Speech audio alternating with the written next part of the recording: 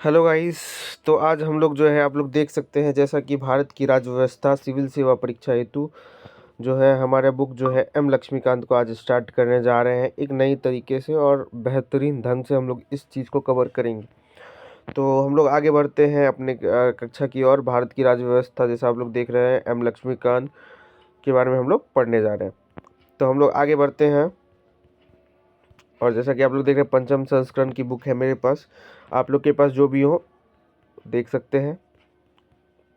तो हम लोग आगे बढ़ते हैं और ये देखिए संघ लोक सेवा आयोग परीक्षा में भारतीय राज्य व्यवस्था पर अंकों का विभाजन देखिए हर साल आए हैं। लगभग बहुत सारे क्वेश्चंस आए हैं, देख सकते हैं। 1999 में, 2012 में बहुत सारे क्वेश्चंस आए हैं। तो हम लोग आगे इसको बढ़ते हैं और इसमें लगभग हमें पूरे अच्छी तरह से पॉलिटी को कवर करेंगे। पॉलिटी के सेगमेंट को हम लोग अच्छी तरह से कवर करेंगे। इसमें हमें बहुत सारी चीज़ पढ़ने हैं जो कि ब्रिटिश ईस्ट इंडिया कंपनी के आने से लेके और हमारे देश की सारे संविधान की सारी चीज़ें जो जो कि स्टार्ट होता है ऐतिहासिक पृष्ठभूमि। उसमें हम लोग कंपनी का शासन, ताज का शासन, पिट्स इंडिया एक्ट, बहुत सारे एक्ट्स के बारे में पढ़ेंगे।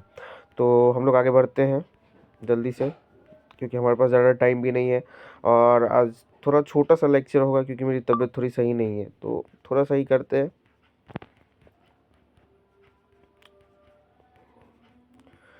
और ये देखिए हम लोग आ गए हैं भाग 1 संवैधानिक ढांचा, जिसको कॉन्स्टिट्यूशनल फ्रेमवर्क बोलते हैं हम लोग इंग्लिश में। इसमें हम लोग को पढ़ना है हिस्टोरिकल बैकग्राउंड, संविधान का निर्माण, संविधान की प्रमुख विशेषताएं, संविधान की प्रस्तावना, संघ एवं इसका क्षेत्र, नागरिकता, मूल अधिकार, राज्य की नीति निर्देशकता, मूल कर्तव्य, संविधान संशोधन, संविधान की मूल संरचना। तो हम लोग चालू करें हिस्टोरिकल बैकग्राउंड से। सबसे पहले तो भारत में ब्रिटिश 1600 ईस्वी में ईस्ट इंडिया कंपनी के रूप में व्यापार करने आए थे। मतलब 1600 ईस्वी में जो ब्रिटिश ईस्ट इंडिया कंपनी, जिसे हम लोग अंग्रेज बोलते हैं, वो भी आए थे हमारे देश में व्यापार करने। लेकिन वो व्यापार करने की जगह हमारे पे प्रशासन करने लगे, हम पे शासन करने लगे। बहुत उन्होंने इस क्रम में बहुत सारे एक्ट्स बनाए जो कि हम पे शासन करने के लिए उन धीरे धीरे वो हम पे शासन करना स्टार्ट कर सके। तो इसी क्रम में 1600 ईस्वी में ईस्ट इंडिया कंपनी व्यापार करने आए। महारानी एलिजाबेथ ने प्रथम चार्टर द्वारा उन्हें भारत में व्यापार करने के विस्तृत अधिकार प्राप्त थे। कंपनी जिसके कार्य अभी तक सिर्फ व्यापारिक कार्य तक ही सीमित, जैसा कि मैंने आपको बताया व्यापारिक कार्य ही तक सीमित थे 1600 ईस्वी। लेकिन 1765 में उन्होंने बंगाल, बिहार और उड़ीसा के दीवानी अर्थात राजस्व एवं दीवानी न्याय के अधिकार को प्राप्त कर लिया। इसके तहत भारत में उसके क्षेत्रीय शक्ति बनने की प्रक्रिया प्रक्रिया आरंभ हुई। 1858 में सिपाही विद्रोह हुआ। जैसा कि आप लोग जानते हैं 1857 की क्रांति में सिपाही विद्रोह हुआ था, जो हमारे देश के लिए पहली क्रांति मानी गई थी, स्वतंत्रता की क्रांति। और तो 1857 में जो 1857 में सिपाही विद्रोह, जो 57-58 जिसे हम बोलते हैं, परिणाम स्वरूप ब्रिटिश ताज ने भारत शासन का उत्तरदायित्व प्रत्यक्ष अपने हाथों में ले लिया। ना कि अब यहाँ से नहीं, जो कि हमारे देश में जो शासन ब्रिटिश करते थे रूल, वो यहाँ से नहीं, अब डायरेक्ट कंपनी की तरफ से करेंगे। जो महारानी है उनके हाथों में डायरेक्ट शासन चला गया। यह शासन 15 अगस्त 1947 में भारत में अपनी स्वतंत्रता प्राप्ति तक अनवरत रूप से जारी रहा। 1947 तक वो शासन करते रहे महारानी, और उनके जो पूर्वज जो नीचे वाले हैं वंशानुगत रहा। स्वतंत्रता मिलने के साथ ही भारत में एक संविधान की आवश्यकता महसूस हुई। 1934 में एमन रॉय जो थे, उन्होंने भारत में साम्यवादी आंदोलन की प्रणेता कहा जाते हैं।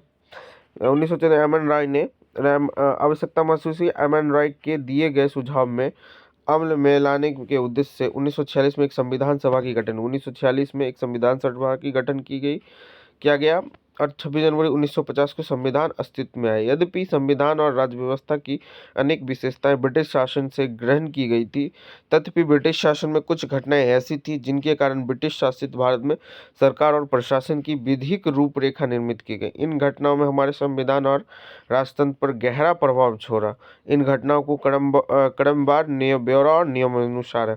तो देखिए, अब इतना का कहानी जो हमने अभी तक पढ़ा है उसके बारे में अगर आपको एक छोटे से तरीके से अगर मैं बताऊं, तो सबसे पहले अंग्रेज आए, ईस्ट इंडिया कंपनी आए।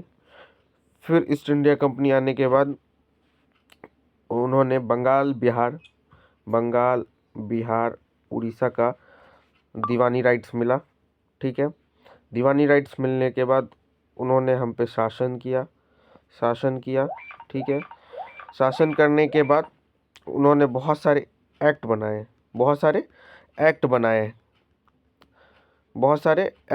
हम पे, बहुत सारे एक्ट, जिसमें एक तो आप देख सकते हैं, आपके सामने है 73 का रेगुलेटिंग एक्ट। इस अधिनियम के बारे में हम लोग अब पढ़ने जा रहे हैं। तो इस अधिनियम को अगर हम लोग अब पढ़ने जा रहे हैं तो इस अधिनियम के बारे में हम लोग अब थोड़ा विस्तृत व्याख्या करते हैं। तो पहले तो हम लोग इस अधिनियम को पढ़ेंगे, फिर उसके बाद इसकी विशेषताओं को पढ़ेंगे, और उसके बाद आगे देखते हैं कि कौन कौन से एक्ट आए हैं। तो चलिए हम लोग स्टार्ट करते हैं 73 का रेगुलेटिंग एक्ट। इस अधिनियम की अत्यधिक संवैधानिक महत्व है। भारत में ईस्ट इंडिया कंपनी के कार्यों को नियमित और नियंत्रित करने की दिशा ब्रिटिश सरकार द्वारा उठाया गया यह पहला कदम था। मतलब 1773 का जो रेगुलेटिंग एक्ट था वो इसलिए लाया गया क्योंकि इससे क्या होगा, ईस्ट इंडिया कंपनी अपने कार्यों को नियमित रूप से नियंत्रित और ब्रिटिश सरकार द्वारा उठाए गए पहल का कदम था। ठीक है, तो ये सब हम लोग देख लिए। इसके द्वारा पहली बार कंपनी प्रशासनिक और राजनीतिक कार्यों को मान्यता मिली। इसके द्वारा भारत में केंद्रीय प्रशासन की नींव रखी गई। इसी रेगुलेटिंग एक्ट के केंद्रीय प्रशासन की, मतलब इसी एक्ट के कारण जो ईस्ट इंडिया कंपनी है उन्होंने स्टार्ट किया अपना जो क्या बोलते हैं राज, हमारे देश भारत सोने की चिड़िया पे। नेक्स्ट, अधिनियम की विशेषताएं। अब विशेषताएं तो होंगी कुछ ना कुछ, तो हम इस विशेषता के बारे में बात करते हैं। तो पहला विशेषता देखिए, बंगाल का गवर्नर जनरल पद का नाम दिया गया। मतलब इस अधिनियम के द्वारा बंगाल के गवर्नर को बंगाल का गवर्नर जनरल पद नाम दिया गया। बंगाल गवर्नर को बंगाल गवर्नर जनरल का पद दिया गया। ठीक है, आप लोग जैसा देख सकते हैं। इसके द्वारा मद्रास एवं बम्बई के गवर्नर बंगाल के गवर्नर जनरल के अधीन हो गए। मतलब जो पहले यहाँ पे आप देख सकते हैं, पहले गवर्नर जनरल मद्रास और गवर्नर जनरल सॉरी मिस्टेक हो गया मेरे से। देखिए, जैसे कि गवर्नर जनरल मद्रास और गवर्नर जनरल बॉम्बे, ये दोनों जो है दोनों मिलके किसके पास आ गए, बंगाल के गवर्नर जनरल के पास। समझ गया, बंगाल के गवर्नर जनरल के पास आ गए। तो आगे हम लोग बढ़ते हैं इसके साथ। अधिनियम के अंतर्गत कलकत्ता में 1774 में एक उच्चतम न्यायालय की स्थापना की गई। हाई कोर्ट खोला गया जिसमें मुख्य न्यायाधीश और 3 न्यायाधीश थे। मुख्य न्यायाधीश प्लस 3 एक्स्ट्रा न्यायाधीश, मुख्य न्यायाधीश प्लस 3 एक्स्ट्रा न्यायाधीश थे, मतलब टोटल 4 थे।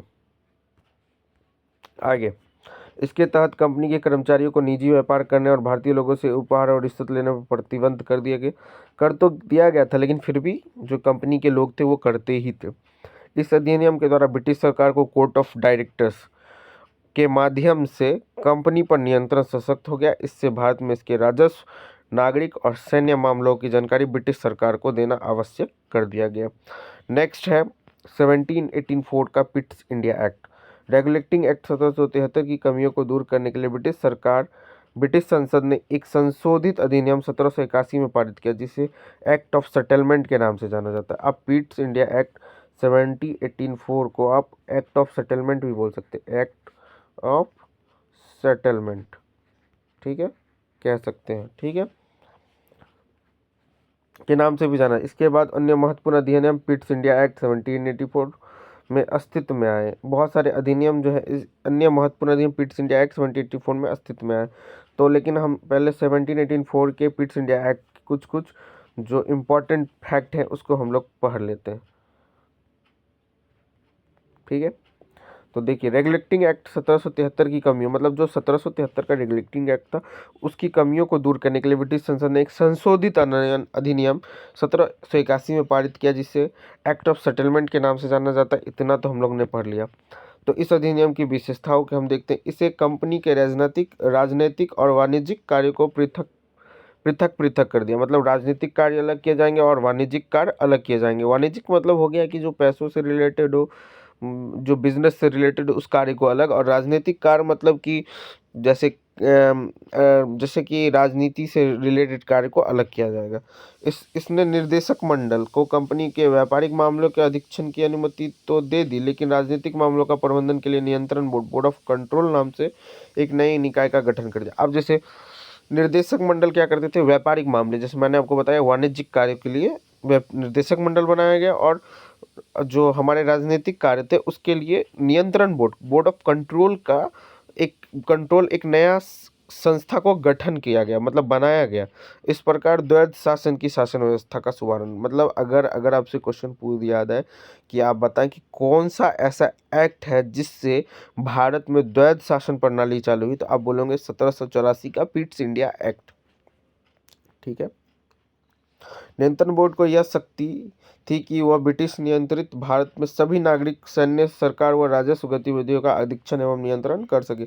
इस प्रकार यह अधिनियम दो कारणों से महत्वपूर्ण था। पहला, भारत में कंपनी अधीन क्षेत्र में पहली बार भारत की कंपनी के अधीन क्षेत्र को पहली बार ब्रिटिश अधिपत्य का क्षेत्र कहा गया। दूसरा, ब्रिटिश सरकार को भारत में कंपनी के कार्य और इसके प्रशासन को पूर्ण नियंत्रण प्रदान किया गया। तो आप लोग ने पिट्स इंडिया एक्ट देख लिया। अब 1833 का चार्टर एक्ट, इसे हम कल करेंगे। धन्यवाद, थैंक यू। कल हम इसी से स्टार्ट करते हैं। मेरी तबीयत थोड़ी ख़राब है तो इसके कारण। ठीक है, thank you, bye, good night.